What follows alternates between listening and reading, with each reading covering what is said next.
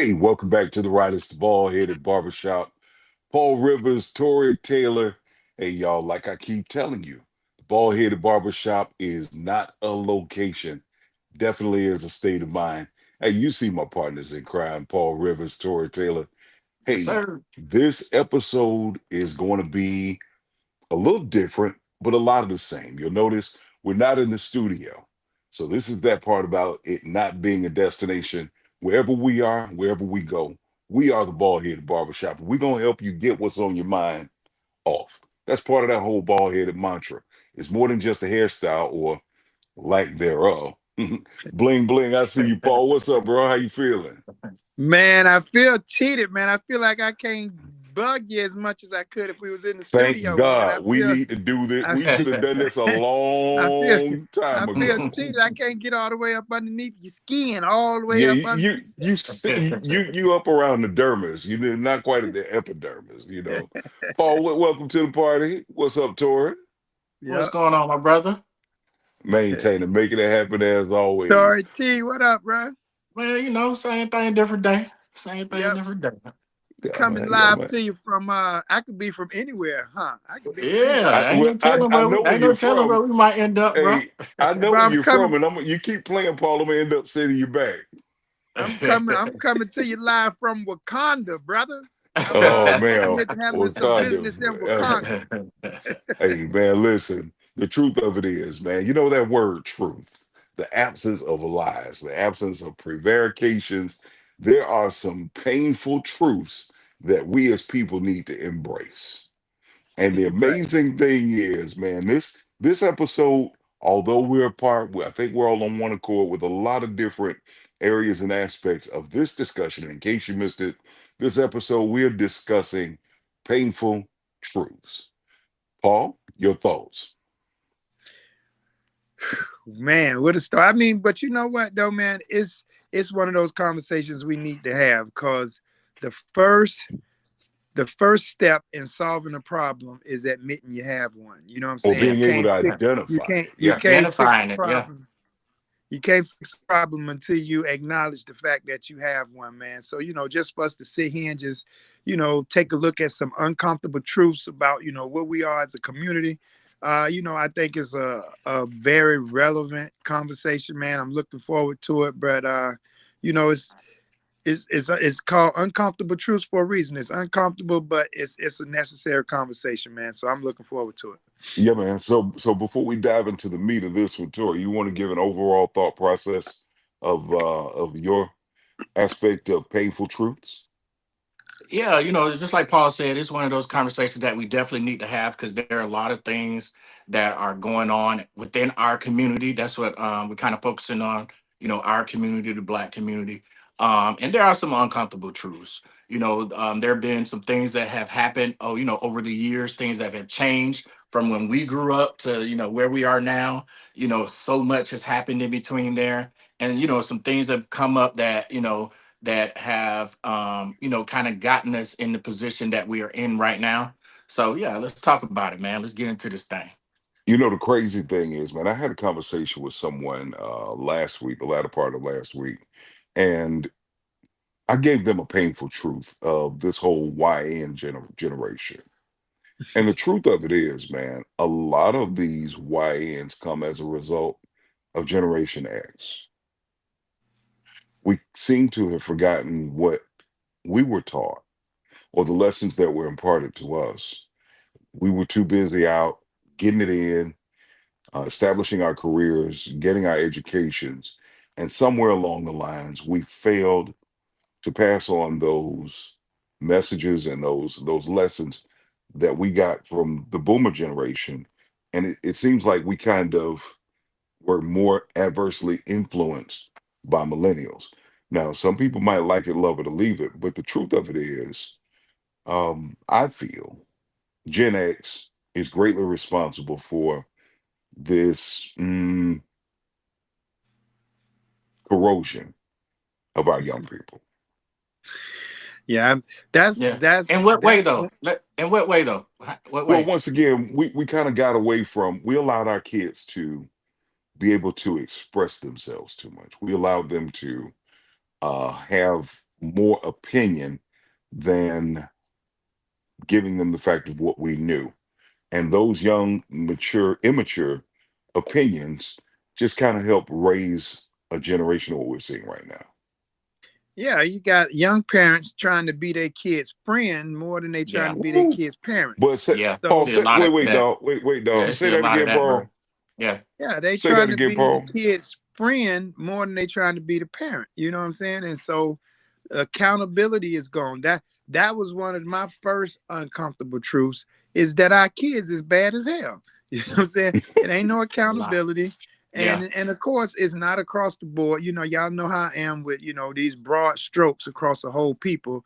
So I Right. ain't saying all black parents are bad, but as a rule of thumb, we have a lot of young parents that are more interested in trying to be buddy friend, the cool parent with their kids Trying instead to of be being, accepted by their kids.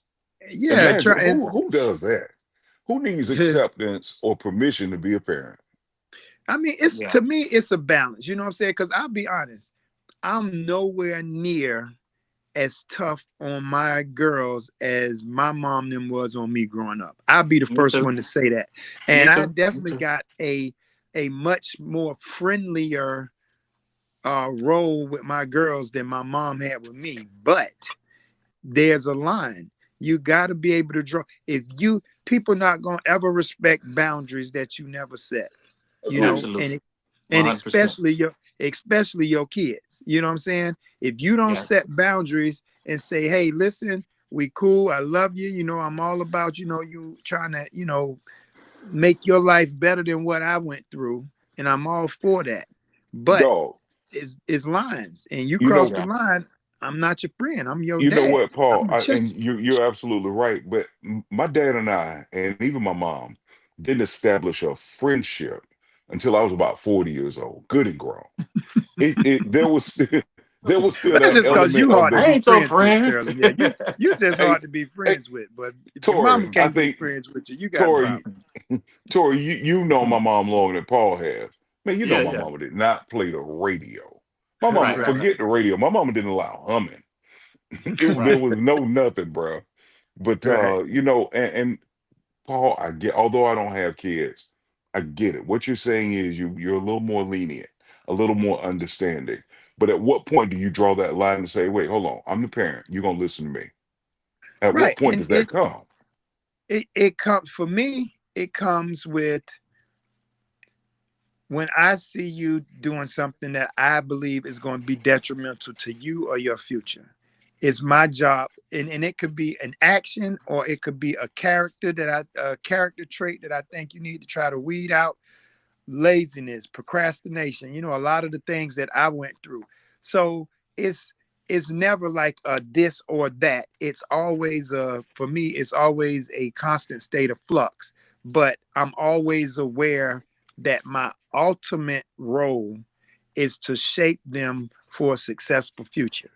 No So we doubt, could no be doubt. friends, we could be cool up until the point where I feel what you doing, if we laughing and we joking, and I say, "Hey, did you do your homework?" I'm gonna, well, the laughing and joking doesn't stop. It No, you need to go stops. handle your business first. Go do your homework, and then come back and we could chop it up. Yeah. But so for me, it's never like boundaries. It's more like a flux, and I just keep in mind of what the ultimate goal is. That's what I No try to doubt. do. Now, Paul, Yeah. there I'm was I'm one kind of word. like you, Paul. I'm sorry, bro, not to cut you off. No, no, go ahead, Tori. Go ahead. I'm kind of like you, Paul. Like it's a balance. So I have a more friendlier relationship with my children, obviously, than I had with my parents. I do allow my children to express themselves to a certain extent. Like it's certain things you can't say to me. You know what I'm saying? It's certain Right. things like you could say, hey, this is bothering me. Like Mhm. when you do this to me, this is how this makes me feel. I Yeah. I can handle that. Okay. I give Right. them that space, that opportunity to say that. But to a point, like, you know what I'm saying? It's okay for you to express yourself, but just watch what you say to me and watch how you say it to me. Because there Right. also has to be a respect level there because I am still your parent. I am still your Right. father. I'm going to Right. allow you. the autonomy to speak your mind, to speak freely, to express yourself, to get that out. Because I know when you um, when you hold that in, that causes mental health problems, that Right. causes stress, that causes trauma, that leads to other problems, and they're going to explode down the line. So you need to give them an outlet to let them express themselves. However, like I said, to a point, watch what you say to me, watch how you Right. say it. What I'm Because I saying, was still you you can still say can what's get on these your mind. banks. Just hey, you Right. better Yeah. put some Did respect y'all on see those it. this I don't know if it was on TikTok or Instagram, but it was you know how these kids got these little challenges going around? So I guess it was some kind of challenge about you cuss at your parent to see how they gonna react. Hold on, dog. Yeah, I saw Ain't that, no man. hold on, Tor. I saw that. Bro, I'm Ain't so no glad that way. challenge was not Let when me I tell was a kid, bro. I wouldn't have made well, it to adulthood, bro. dog, Yeah, I wouldn't do that challenge now. I've been walking around with a fat lip. Bro, I wouldn't do that. I remember one time I was in my front yard, but the kids asked me if I could come, out to play. And my mom was in the front yard doing whatever she was doing, and she told me no. For whatever reason, she said no. I don't remember. But as I was walking by her, all I did, how you chit your lip, you make me sick, and I said it under my breath, boy. But it wasn't quite under my breath enough. My mama said, "I make you what?" I was like, "Uh-oh, I Paul, think I done, wait, I Paul, think I done not made your me sweet sick." mama. Not your Bro, sweet mama. bro, my mama in her heyday, but my brother and sister, they 10 and 11 years behind me. My mama had done calmed way down by the time they came around, boy. I had to what Q-tip to say, a vibrant thing, just a vibrant thing. So My mama Paul, let walked me me ask you down at the this. playground and whooped me one time. Paul, have you ever had to lay hands on your kids? Yeah, I spanked. My older daughter, not much on either one. My youngest daughter, I've only spanked her once in her whole life. And She that was hurt potty you more than trained. hurt that hurt you Yeah, she more than was hurt potty her. trained and she peed in the middle of the kitchen floor. That's the only time I've spanked in my whole life. And I think I went in the room and cried more than she did. I ain't poppable one time. So I popped that butt and told her, use the pot. I think I hurt her feelings more than anything. But I don't think you need it. I think it goes back to what you said, Sterling. Really, you establish uh, boundaries with respect. And I Hmm. think both of my girls, even though we close, we cool, we've never had a situation where they got disrespectful, at least as of yet. You know what I'm saying?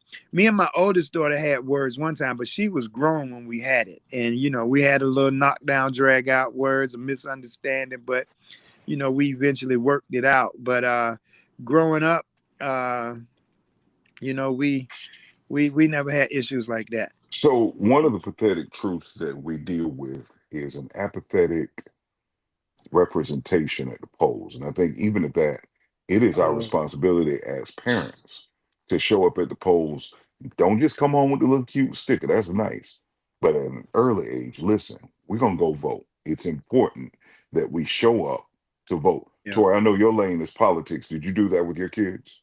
Absolutely, 100%. The last 3 or 4 times that I voted, I've taken Harmony, my daughter, with me. She just turned 18 in December, so she's going to be voting now.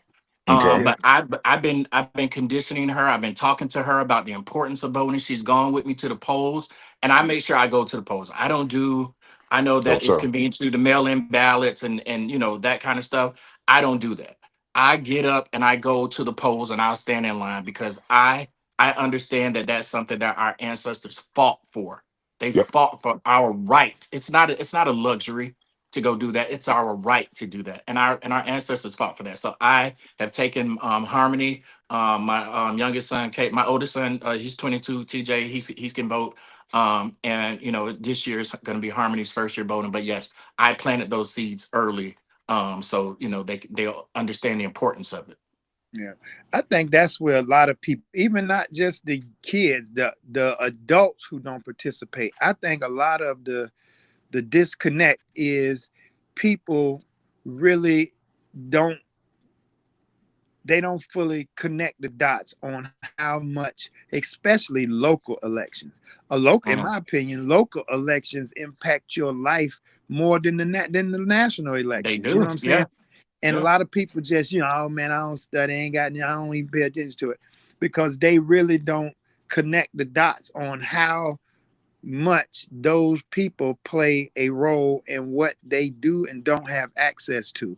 So Yeah. for Um, me, it was always about just trying to connect the dots for people. For my daughters growing up, even, just my nieces, nephews, any young kid that I come across, that's my number one goal is to try to get them to understand that those people are going to impact your life and you need to voice your opinion on that. Right. You ain't gonna let nobody just do what they want to do with your life and you not have nothing to say about it. You right, know, right. The the amazing thing is the local elections touch you first because they have the most close, intimate relationship with you. Yeah. Um, Paul, what you drinking, man? Ripple? um well, He's over here in smacking on Wakanda, what it's Wakanda berry juice, baby. Over here in Wakanda, I we wish So I what's had that? me We got some that. vibranium in there.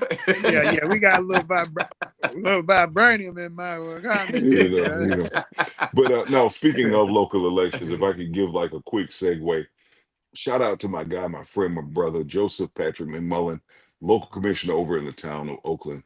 Good luck to you Hap. tomorrow, brother, in your local election. Re-elect Hap McMullen as the commissioner over in Oakland. Congratulations in advance, brother. Yeah, Yeah, and good that's one of dude, the man. and that's one of the uncomfortable truths of, like you were saying, of our people, is that, we don't get involved enough. We don't take that initiative enough. And we're going back to the history of, our people fought and died. They bled, they fought, they marched, they protest, they organized. People had their lives changed. They got dogs sicked on them. They got Yeah, sprayed with water, with fire hoses, with ripped the skin off of their bodies, Tori, just to give us the right to vote, because what you, it was that important. They understood the importance of that. So they were willing to sacrifice their lives, their livelihoods, their families in order to secure that right for us. And how dare we sit on our behinds and say, screw their sacrifice, screw what they did. I'm just checking out. I don't want to participate. To me, that's and disrespectful to our ancestors, to what they fought for, and we should understand the importance of it. And we need to understand too that they are working overtime to take that right away from you, because they understand that how part. important your vote is.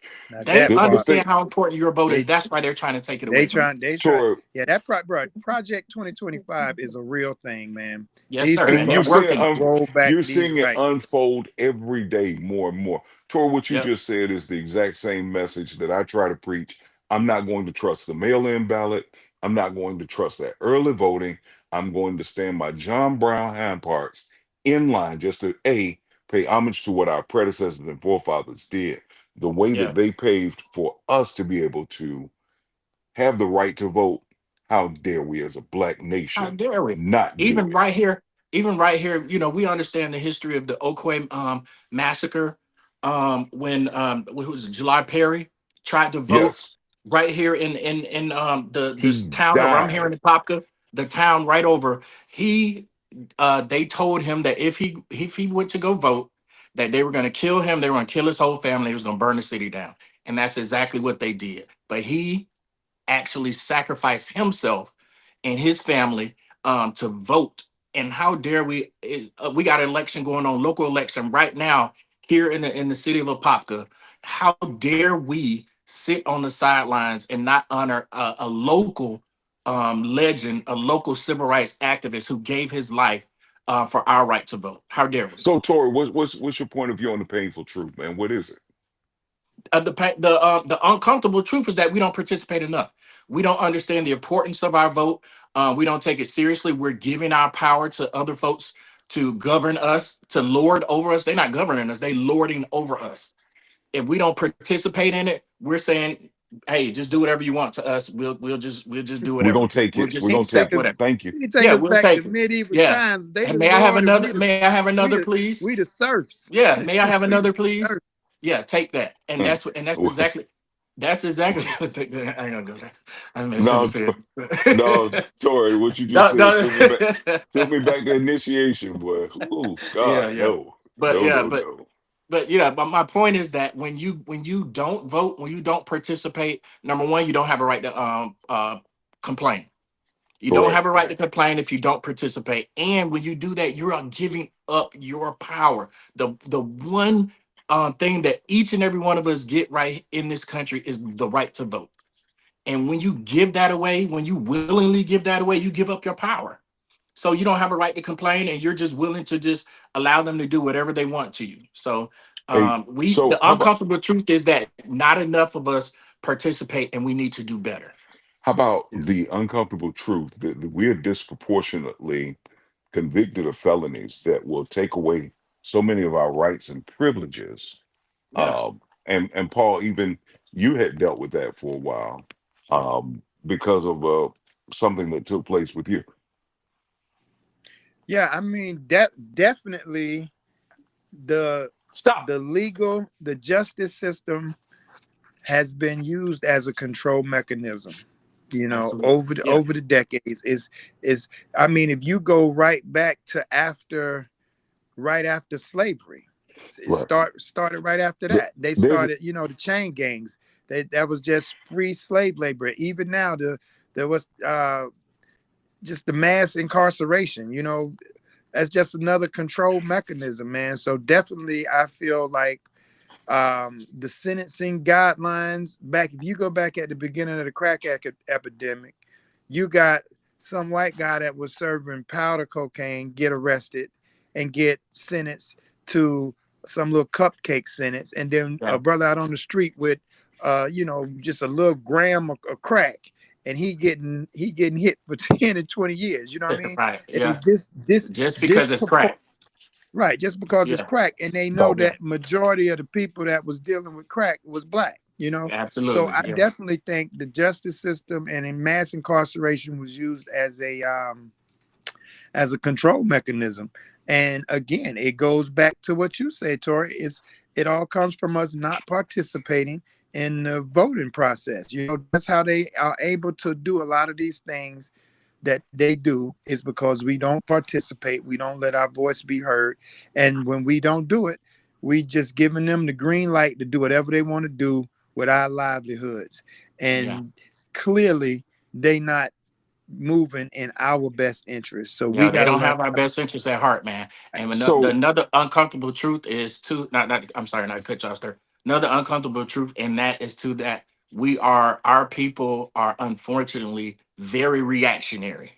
Like we're very reactionary to we get involved after things that have happened, right? We march, we protested after things that happened. However, if we were more proactive, we could have got ahead of some of this stuff. Like if more black people were more proactive, we maybe could have hey, voted Trump out. You know what I'm saying? And we wouldn't be dealing with a lot of this stuff.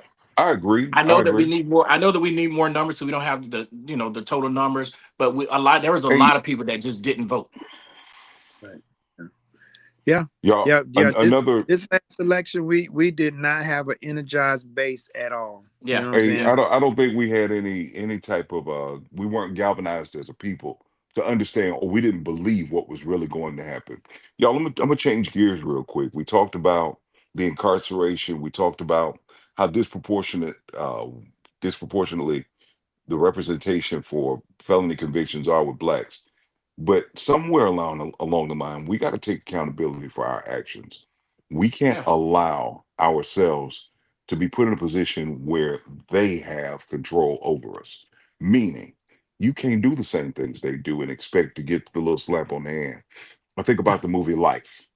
You think about how many brothers have been erroneously or wrongfully sentenced to life or unnecessary um, sentences because of it was an egregious action. However, if you're going to judge one category one way, you got to judge every other category of people the same way. Right now, Pam Bondi is under investigation because of down payment assistance of $4.1 million on a $127 million home down in Naples. I'm sorry, but if that were somebody who had hair and skin like us, the judge, jury, and executioner would already be in place, and we would not have the same luxury that she has. Bruh, Bruh. Pam Bondi, Pam If the Bondi was the Epstein AG. files was full of if the Epstein files was full of black folks, do you mean to tell me it took 20 years to prosecute them? Dog, pause Do one you second. think they would have been, do you think they would have been hiding Mark those my documents for this words. long if it was full of black Mark, men? Tori, on that subject, mark my words, you're going to start seeing a disproportionate number of black folks who visited Epstein Island. They didn't have no business being there if they knew what was going on.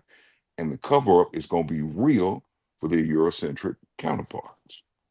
No, Yeah, Watch. I don't think it was too many black people on yeah, Epstein It it may Island. was a not have been. few. It was a Hey, few, Tori, but Paul. Paul, they hold might on, try to dog. pin it on them. Paul, wait, Other wait, other Paul. than the It may not have been too, Paul, groundskeepers hold and the on, dog. butlers. It may not have been too many, but all of them will be mentioned and Yeah. none of the others will be. That's It my it point. it only have to be a few of them for them to, pin it on them. You know what I'm saying?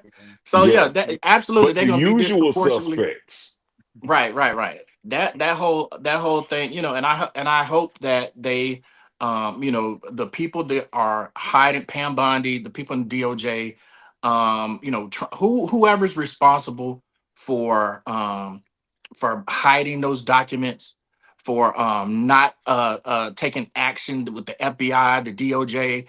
For years there were people that weren't even the people, the women that have come forth now, who are in the forefront now, who we see on the news now, who are showing up at the congressional hearings and stuff like that. Those women have not even been interviewed. How are you not going to interview the? How are you not going to interview the victims? the That's how you uncomfortable know that truth this is a is, cover up. the uncomfortable truth is, A, it's a cover up for one group of people and not the others.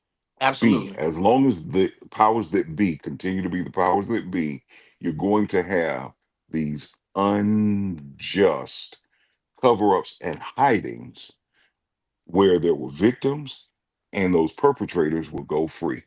But if you look one way, Hmm. but then the other, it ain't the same. We don't play by Yeah, the same rules. I think the Epstein is just a powerful people trying to hide what they did. I don't really think it's a whole lot of black and white in there because I don't think it was a whole lot of black people in that circle of people to begin with.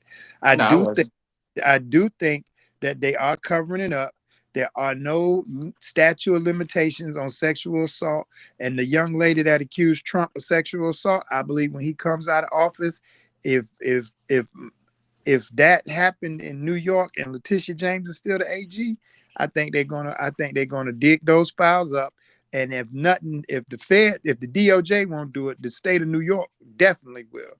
And Yeah. and I hope they do, because you know, nobody's above the law, bro. And at the end of the day, that's what they're trying to be with Epstein files. And they want to hold everybody else to account on everything else, but then you want to hide and duck and dodge your stuff. Yeah. So The so uncomfortable truth in that, bruh, is that we have a two-tiered justice system. We have yeah, one we have yeah, one system for the wealthy and the powerful, people like yeah, Trump and Epstein and all these wealthy folks, Lex Wexner, all of these millionaire, billionaire class folks, Elon Musk, he was a part of that as well. We have a justice system for them, and then it's everybody else, right? Everybody else is held to the standard of, if you are implicated in a crime, they're going to investigate you to the, what I'm saying, they're going to get to the bottom of it. And if there's evidence that you committed a crime, they're going to charge you. But it's not the same for them, because there's a lot of evidence that a lot of men in that those Epstein files committed crimes and they weren't even investigated. They yeah, weren't even, the investigation was scuttled. The FBI interviewed a few people and then they just stopped. yeah. Yeah, that's true. I mean, yeah, I absolutely agree. It's a two-tier Yeah. system for the have and the have-nots, Yep. and that gap ain't gonna do nothing but get wider, which is brings me to my next uncomfortable truth is black people, we don't manage money well. We don't invest for our future. We live in the right now, and we sacrifice our greater later for easier right now. And I know that's easy. That's probably the hardest because a lot of people just trying to get by. They ain't got nothing. But Yeah. Yeah. sometimes you gotta look down the road and you gotta make sacrifices now that's gonna help you a little bit better down the road. And we gotta start doing it because if we don't, we're gonna always leave ourselves in positions where we're at the mercy of people that clearly ain't gonna give us no mercy, no empathy, no nothing. They rolling back assistance programs, they rolling back the value of the dollar is dipping, and we still not investing in our future. And it ain't gonna be us. We giving up our kids' future for you know easy To gratification. the satisfaction of the moment of now. Right. Yeah. And that Yeah. and that's and of course I'm not painting a broad stroke on all black people because there's plenty of people that don't apply to. But overall, there are too many of us that are doing it. And as a people, our kids' future is going to be the lesser for it, Yeah. Well, and that's what do something. you, well, Paul, what do you say to people who, they maybe they want to do better with their money, they want to invest, they don't have a lot of money, but they're scared because they want to hold on to that money because it's hard. The economy is getting It, worse. it, What do it, you co- say to those people? it comes down to education, man. It comes down to educating yourself. There's more than one way to skin a cat. I'm not saying it's only one way to invest, it's only one smart thing to invest in. But Yeah. as a mindset, we got to see the importance of making sacrifices today that's going to pay off for a greater yield later. And if we don't start doing that more, we're going to fall farther and farther behind because we're going to be in situations where we're relying on the little bit of resources we got in a climate where our resources are getting less and less. Yeah. You see what I'm saying? Yeah. You getting less assistance. The money that you do have is losing value in terms of what it can do for you. And if you don't start thinking outside the box and putting your money into something that's going to actually grow, it's gonna be a wrap. Your kids' future gonna be a wrap. Because this whole war with Iran, if it don't do nothing else, it's gonna create global inflation Yeah. on Man, on on yeah. I just heard a crazy stat. So the job. I'm sorry not to cut you off, Paul, but the jobs report came out last month. The jobs report for February, we Mhm. lost 92,000 jobs. They were expected to gain 55,000, but the economy lost 92,000 jobs. And I read just the other day that over the last 4 months, black men have lost 400,000 jobs Bruh, over the last 4 months. li- listen, AI is about to wipe out a lot of jobs. And the government is putting it in a way, especially under this administration, they automating everything. Yeah, If why pay 500 people to do a job when I can pay for a team of 50 robots to do that. And I ain't got yeah, to give them no PTO hours. I ain't got to give them no medical benefits. I ain't got to yeah. none. You ain't got to They pay. they, You got to pay tax. You know what I'm saying? they Yeah, yeah, none of that. So, bro, people, but that's what I mean when I say educating yourself. You saying what can we do? It's several things we can do. And everybody's situation is different. What I do and what I'm able to do may be totally different from somebody else, but we all got to get into the mindset of trying to find ways to grow our money. So that's where I'm at with it. I agree. I I agree. ain't got I no, agree. I you And know, it's I ha- ain't and it got has to no, be a mindset change too. right. In I ain't that, got especially a if lot of you're not So used to investing and right. things like that. I don't have a whole lot of resources. I'm not wealthy yet, but what I Yeah, am committed to What I am committed to is if it ain't something that's gonna grow my pockets, I ain't with it. I ain't with it, bro. I'm Yeah. not with putting my money into a bunch of stuff where it's going to depreciate. Appreciating No. assets. That's the take Yeah. home word for me. Yeah. Yeah. I mean, I, Paul, yeah, even Jim. last week's episode, you touched on that quite eloquently as you always do. And I think everybody knows that political lane definitely got Tory name all over it. But somebody asked me last week, man, how do y'all determine how long your show is going to be? It's easy with a bald headed barbershop. So about that time that it's going to take for a man to get a haircut, anywhere between 30, 45 minutes is what we're going to give you. Before we wrap it up, man, I definitely want to, again, you heard me make reference to Joseph Patrick McMullen over in Oakland on March 20th. We'll be at the Ocoee Lakefront. Paul, you remember the live jazz show I hosted last year? Oh yeah. It's Oh yeah. coming back March 20th. General admission is free. Come out and check out a great jazz show. I like free. VIP. I can Oh yeah. Well, afford hey, that. Hey, Tori, did I'm have glad you said that. I can invest in Hold free. tight, hold tight, hold tight. Save your questions real quick. General admission is free. Yeah. However, the VIP experience is what you really want. All you can eat gourmet food, wine, beer, great ambiance inside as well as enjoy outside. That's $75 and it's well worth it because those proceeds go to help put kids, local musicians in college. So it's more than just a show. It's a show with a true function and responsibility. So, Tori, you Yeah. had a question? Just mention Baldhead Barbershop and you can get it for $75. Yeah, did have yeah. say But- something about me performing? Did have say something about me performing, Paul, Sterling? Want me to sing? you no. As a matter of fact, once Let me everybody call Hap, leaves, man. Let me Hey, call you you, call Hap. Hap. hey, Call hey, Hap. Hap. we supposed to Hey be man. doing a duet, Paul, Listen, right? We're gonna do our hold Go tight. duet, ahead. bro. La la Guys, la hold la on real quick. la Guys, hold on real quick. Real la. quick. Real quick. Hapco Music Foundation. If you do a keyword search, HAPCO, you can check out the link there. Get your VIP tickets. It's limited. It is a true something you want to bring your girl to, your man, or bring your wife, bring your girlfriend, bring them both. But check it out. It is Don't bring at them up. the it's the lakefront over in Ocoee.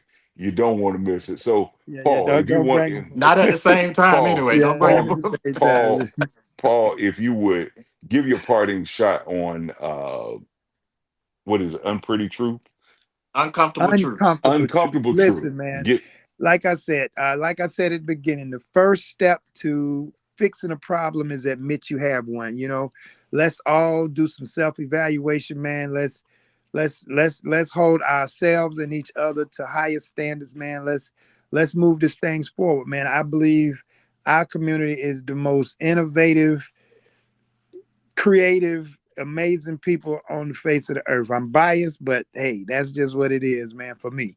And I believe we can do better, man. If we work together, we better together, man. So let's Absolutely. face these uncomfortable truths together and hold ourselves accountable to doing what we can do better. Tori, your parting shot. Man, you know me, man. I'm gonna say it. I'm gonna say it till I'm blue in the face because I feel like it's so important, man. We have to. The uncomfortable truth is that we are not as involved in a political arena as we need to be. We are not taking it as seriously, and this is not a blanket statement for everybody. I'm just speaking in general because there's not enough of us that are engaged. There's not enough of us that are involved because I like Paul. I believe that we are an amazing people. We come from amazing ancestry. Our people were survivors. They were doctors. They were astrologers. They were carpenters. We come from a great people. So to realize our greatness, we have to invest in ourselves. And one of the ways that we invest in ourselves is we vote. That is our power. We have a right. It is our right to vote. It's not a privilege. It's our right. It's enshrined in the Constitution, and they're trying to take that away from you because they Right. know how important it is. They know No how doubt. important your vote is. That's why they're spending millions and billions of dollars to disenfranchise you from your vote. So that So uncomfortable truth is that we need to do better when it comes to engaging. getting involved, and not giving our power over to people who don't have our Well, best interests at heart. let's be a part of the solution, man. I say for this November, man, Tori, me and you, I'll commit to help you do it. Let's put together some kind of bald head barbershop voting drive. If we want to, people that need rides, people need to help early Well, to get registered early. Let's well, well, let's you know, let's put well, you together a know, game plan. on that note, Paul, we would have to talk, we would have to look over it because they changed the law on that. They changed the law. You used to be able to do that. Now they criminalize that. We can't do it like we used to have these voter drives and stuff like that. They changed the Mhm. law on that. So we need to Well, do some digging. We'll get Well, the information and well, yeah. First step, yeah, let's get the people some information on what we yeah, can and can't do legally, and then yeah. everything that we all can right. do legally. Let's get a Let's do game that. plan to get it done. I'm with it, Let's do man. it, my Brother brother. I'm, Alex, I'm I with it. totally agree, Here, man. We got to get more involved with voting, and we need this here, midterm, bro. We here. need this. Absolutely. It's vitally important. Sterling, what you got, bro? Parting shot, man. The truth is undeniable. You cannot vacillate anyway, and it still be the truth. Uncomfortable situations are indicative of one of two things. Either you've outgrown or you have more growing to do. So if you don't find your truth, maybe you're not in your uncomfortable place. And if you're not uncomfortable, you're complacent. Complacency is worse than cancer, it corrodes us from the inside out. Embrace those uncomfortable truths and find your true growth potential. Become the best you that you can be. Don't make excuses. Excuses are tools of the incompetent that build monuments of nothingness. Those who build a foundation upon them seldom amount to much of anything. Now, Paul, I'm sure you've heard that before, but I'm gonna give it Yeah, to you. you saw I'm me gonna throw my give it hook up. to You I'm gonna saw me give it throw. to you in common sense terms. Excuses are like tail holes. Everybody has one, and some stink more than others. Don't make excuses. Embrace the truth and understand that it is what it is. And only you have the power to embrace that uncomfortable situation and understand that you're growing. So we as a people, we continue to grow. Tori, you said we come from a great lineage of people who accomplished so Absolutely. much over time. Paul, you Yes. even said we are great people and greatness is even in our DNA. So, Yes, it with is. that, it is our endeavor to continue to be great. Make sure to check us out 7:30 p.m. Eastern Standard Time each and every Monday here on YouTube. For Paul Rivers, Tori Taylor, you put us together. We are the Bald Headed Barbershop. May y'all Yes, be. sir.